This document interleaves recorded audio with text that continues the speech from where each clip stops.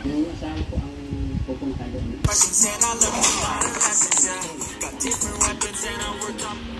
Yung alok kartelesan.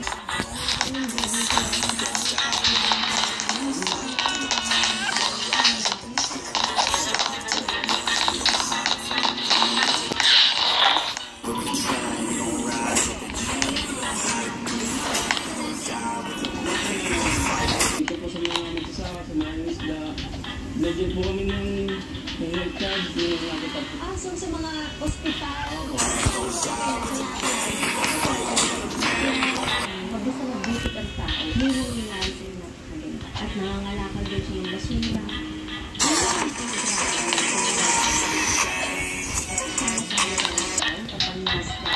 At nakakahirap yung dyan. Nakagagaling ng 100,000 pesos. Salamat po. Salamat. Pasalamat.